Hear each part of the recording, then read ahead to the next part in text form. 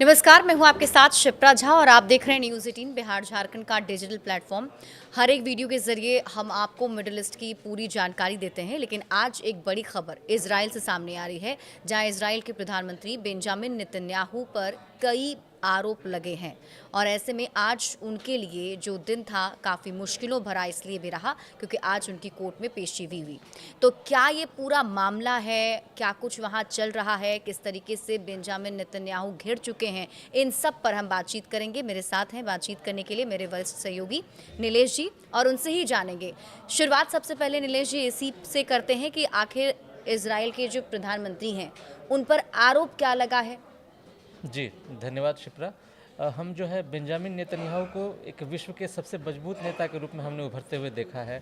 किस तरह से उन्होंने अपने देश के लिए क्या क्या किया, उनकी छवि जो है एक मजबूत राजनेता की रही है। लेकिन अब उन पर भ्रष्टाचार के आरोप लगे हैं और ये आरोप 2020 में उन पर लगे थे। उन पर 3 केस चल रहा है, वो भी तेल अवीव की कोर्ट में, जहां वो जो है अब 1 दर्जन से ज़्यादा बार पेश हो चुके हैं। आज फिर उसी मामले को लेकर के वो कोर्ट में हाजिर हुए, कटघरे में खड़े हुए और उन्होंने अपना बयान दर्ज कराया। उन्होंने कोर्ट से कहा कि उन पर जो भी आरोप लगे हैं वो सिरे से खारिज उन्होंने किया और उन आरोपों को उन्होंने गलत बताया। लेकिन जो उन पर आरोप लगे हुए बेहद गंभीर हैं। उन पर ये 3 आरोप लग रहे हैं। पहला आरोप तो उन पर ये लगा है कि उन्होंने मीडिया में अपनी छवि जो है अच्छी बनाने के लिए मीडिया के कई सारे जो है लोगों को रिश्वत दी और अपने पक्ष में खबर चलवाई। जो दूसरा उन पर आरोप लगा है वो है कि उन्होंने हॉलीवुड के डायरेक्टर्स को घूसखोरी, उससे उन्होंने घूस दिया और अपने पक्ष में उनसे काम करवाया। इस तरह के बेहद संगीन आरोप उनके खिलाफ चल रहे हैं और वो भी कोर्ट में चल रहे हैं। हालांकि वो इस मामले में पेश होने से बचते रहे हैं अब तक, और उन्होंने कहा है कि कोर्ट को दलील भी बीच में दी थी कि इजराइल पर अटैक हो रहा है, गाजा पे अटैक हो रहा है। इसको लेकर के उन्होंने कई बार जो है कोर्ट में पेश होने की छूट भी मांगी थी। लेकिन जब कोर्ट जो है सो अड़ गया कि नहीं पेश होना पड़ेगा, तो फिर वो हाजिर हुए, कड़ी सुरक्षा के बीच हाजिर हुए और उन्होंने अपने जो है अपना बयान कोर्ट के सामने दिया। इससे पहले भी उन पर जो है वो वहाँ की सुप्रीम कोर्ट से उनको ये झटका लग चुका है। वो उन्होंने जो है एक आंतरिक सुरक्षा विभाग था इजराइल का, उसके प्रमुख को उन्होंने हटा दिया था। इस मामले को लेकर के वो प्रमुख जो है इजराइल की कोर्ट में पहुंचे और उन्होंने इजराइल के पीएम बेंजामिन नेतन्याहू को चुनौती दी। इसके खिलाफ जब कोर्ट ने उन्हें वारंट जारी किया, उन्हें हाजिर होने को कहा, तो उसके अलावा जो है उस समय कोर्ट ने उनके आदेश पर रोक भी लगा दिया था। तो ये उस समय भी बेंजामिन नेतन्याहू के लिए एक बड़ा झटका था। एक बार फिर ये जो है उन्हें एक बड़ा झटका लगा है और वो कोर्ट में हाजिर हुए हैं। और ये जो मामला चल रहा है वो 2020 से चल रहा है और लग रहा है कि ये 2026 तक चलने की उम्मीद है। इस मामले में 140 से भी ज़्यादा गवाह हैं जिन्होंने अपनी जो बारी बारी से कोर्ट में अपना जो है बयान दर्ज करवा रहे हैं। और अब क्या होगा ये कोर्ट तय करेगा, लेकिन इस मामले में बेंजामिन नेतन्याहू जो है सो घिरते हुए नजर आ रहे हैं। बिल्कुल, तो आज चूँकि वो कोर्ट में पेश हुए, तो क्या कुछ आज कोर्ट के अंदर हुआ? और सबसे बड़ा सवाल तो यही है कि क्या अगर उन पर आरोप सिद्ध होते हैं या फिर क्या वो उनकी गिरफ्तारी भी संभव है या उन्हें गिरफ्तार भी किया जा सकता है? जी, यही तो सबसे बड़ा सवाल है कि क्या बेंजामिन नेतन्याहू का क्या होगा।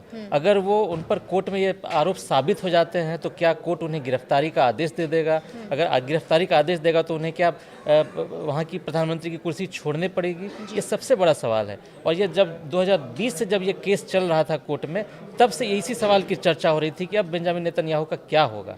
और वो इस मामले में लगातार उन पर आरोप लग रहे हैं और उनके खिलाफ विरोध प्रदर्शन हो रहे हैं। इजराइल में असंतोष भी दिख रहा है और वो जो है सो अब घिरते जा रहे हैं बेंजामिन नेतन्याहू। उन पर जो है सो विपक्ष की तरफ से विपक्षी जिन्होंने केस किया है उन्होंने कई सारे सबूत पेश किए हैं कोर्ट में। कोर्ट जो है सो उन सबूतों की जांच कर रहा है, उनको परख रहा है कि क्या सचमुच उन पर जो आरोप लगे हैं क्या सच है। और अगर ये सच साबित होता है तो बेंजामिन नेतन्याहू के लिए बहुत बड़ी चुनौती होगी, वो बहुत बड़ी मुसीबत में गिर जाएंगे। तो इसके लिए हमें इंतज़ार करना होगा, कोर्ट की कार्रवाई पर नज़र रखनी होगी और कोर्ट के फैसले का इंतजार करना होगा। लेकिन अब तक बेंजामिन नेतन्याहू अपने ऊपर लगे आरोपों पर लगातार खारिज करते रहे हैं और इसके खिलाफ उन्होंने आज एक बार फिर से अदालत में बयान दर्ज करवाया है। नहीं बिल्कुल। और देखिए दर्शकों को बता दें कि एक तरफ इज़राइल के अंदर तो उनके खिलाफ जो आरोप हैं वो लगे ही हैं और उनके लिए ट्रायल चल रहे हैं, लेकिन दूसरी तरफ बड़ी बात यह है कि अंतर्राष्ट्रीय कोर्ट में भी, लाइक इंटरनेशनल कोर्ट में भी उनके खिलाफ कई आरोप हैं। वो क्या आरोप हैं नीलेश जी, अगर आप दर्शकों को बता पाएँ? जी, ये इंटरनेशनल क्रिमिनल कोर्ट कुछ दिन पहले ही जब इस कोर्ट ने आईसीसी, जिसको आईसीसी कहा जाता है, इस कोर्ट ने बेंजामिन नेतन्याहू के खिलाफ गिरफ्तारी का वारंट जारी किया था। जब ये वारंट जारी हुआ तो पूरी दुनिया में खलबली मच गई थी। ये मामला ये था कि जब गाजा में जो हमला हुआ, हमास पर जो हमला हुआ, इसी मामले को लेकर के बेंजामिन नेतन्याहू पर ये वारंट जारी हुआ था और उसमें उनकी गिरफ्तारी का आदेश दिया गया था। लेकिन चूंकि आईसीसी के पास कोई पावर नहीं है, इसलिए वो उस समय नहीं गिरफ्तार हुए। और जब ये आदेश जारी हुआ तो अमेरिका ने आईसीसी के खिलाफ प्रतिबंध लगा दिया, उसके खिलाफ जो है सो विधेयक पारित हुआ और आईसीसी को बैन कर दिया गया। लेकिन ये जो है प्रतीकात्मक रूप से ही सही, लेकिन बेंजामिन नेतन्याहू के लिए एक बड़ा झटका था कि जो है आईसीसी ने उनके खिलाफ कुछ दिन पहले गिरफ्तारी का वारंट जारी किया था। जिस तरह से इजराइल के सैनिकों ने गाजा पट्टी में जो है सो तबाही मचाई थी, वहाँ पर रॉकेट दागे थे, वहाँ पर जो है सो बर्बादी की थी, इसी मामलों को लेकर के उनके खिलाफ जो है सो ये वारंट जारी किया था। इसी अदालत ने कुछ दिन पहले रूस के राष्ट्रपति व्लादिमीर पुतिन के खिलाफ भी गिरफ्तारी वारंट जारी किया था, जिन्होंने यूक्रेन पर हमला कर दिया था। इसी मामले को लेकर के पुतिन पर भी हुआ था, उसके बाद बेंजामिन नेतन्याहू पर हुआ। उसके अलावा अभी हाल में एक दो दिन पहले इंटरनेशनल कोर्ट ऑफ जस्टिस में भी बेंजामिन नेतन्याहू के खिलाफ मुकदमा चलाने की मांग की गई है। ये जो है आईसीजे, इसको शॉर्ट में कहा जाता है, इंटरनेशनल कोर्ट ऑफ जस्टिस, ये यूएन का एक अंग है और इससे जो है अंतर्राष्ट्रीय मान्यता प्राप्त है। इसमें एक एक्टिविस्ट की ओर से बेंजामिन नेतन्याहू के खिलाफ मुकदमा दर्ज करने की मांग की गई है और उन्हें गाजा में नरसंहार का दोषी बताया गया है और कहा गया है कि उनके खिलाफ इस मामले में ट्रायल चले, मुकदमा चले और कोर्ट कोई फैसला सुनाए। तो इस मामले में भी जो है सो बेंजामिन नेतन्याहू घिरते जा रहे हैं, उन पर बहुत गंभीर आरोप लग रहे हैं और उनकी जो है उन पर कार्रवाई की भी मांग हो रही है। नहीं, इन सब के साथ अगर देखें तो कहीं ना कहीं एक तरफ इजराइल के प्रधानमंत्री हैं बेंजामिन नेतन्याहू, जिन पर ये आरोप लग रहे हैं, दूसरी तरफ इजराइल के ऊपर अटैक भी हो रहे हैं, ख़ास तौर पर दुश्मनी भी जारी है। तो मुश्किलों भरा दौर इजराइल के लिए ज़रूर हो गया है। किस तरीके से इजराइल इस चुनौती से निपटेगा? जी, आप सही कह रही हैं शिप्रा। जो इजराइल के प्रधानमंत्री है बेंजामिन नेतन्याहू, वो एक तरफ तो घरेलू मोर्चे पर घिरे हुए हैं, कोर्ट जो है उनके खिलाफ लगातार आदेश दे रही है। तेल अवीव की कोर्ट में वो पेश हुए, सुप्रीम कोर्ट ने जो है उनके खिलाफ जो है उनके आदेश को रद्द कर दिया, उनके आदेश को स्थगित कर दिया। जो है सो वहाँ पर जो हमले हो रहे हैं, हमास के, हिजबुल्लाह के हमले हो रहे हैं, उसके बाद हूतियों के हमले हो रहे हैं, इससे जो है वहाँ की जनता में असंतोष व्याप्त है। उसके अलावा बेंजामिन नेतन्याहू के खिलाफ वहाँ की जनता विरोध प्रदर्शन कर रही है, इसकी तस्वीरें भी सामने आई थी। और इसके अलावा जो गाजा पर उन्होंने हमला किया है, उस पर इजराइल के कितने सारे सैनिक घायल हो गए हैं, उनका इलाज किया जा रहा है और इजराइल के सैनिकों को लगातार क्षति हो रही है। हालांकि जो हमास के खिलाफ जो वो उन्होंने युद्ध शुरू किया, उसमें बेंजामिन नेतन्याहू को सफलता मिली है, लेकिन इसका नुकसान भी इजराइल को उठाना पड़ा है, इसका खामियाजा भी भुगतना पड़ा है।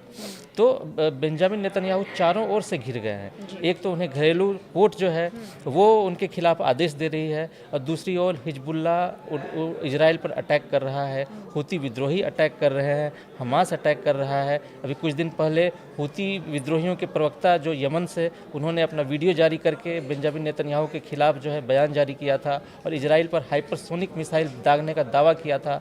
हालांकि इजराइल ने इस मिसाइल को मार गिराने का दावा किया, लेकिन जो है सो यमन के हूती विद्रोहियों का दावा है कि इस हमले से इजराइल में बहुत बड़ा नुकसान हुआ है, तेल अवीव में बहुत बड़ा नुकसान हुआ है।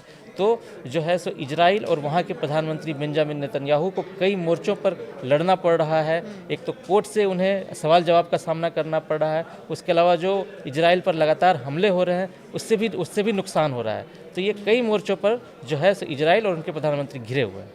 बिल्कुल। तो देखिए अब कहीं ना कहीं आने वाले दिनों में इनके लिए मुश्किलें जो है थोड़ी और ज़्यादा बढ़ सकती है, ख़ास तौर पर इजराइल के प्रधानमंत्री बेंजामिन नेतन्याहू के लिए, क्योंकि अगर ये आरोप सिद्ध हो जाता है या उसमें वो आरोपी बनाए जाते हैं और उन पर ये कोर्ट कन्विक्ट हो जाता है तो उनके लिए बड़ी मुश्किल का सामना उन्हें करना पड़ेगा।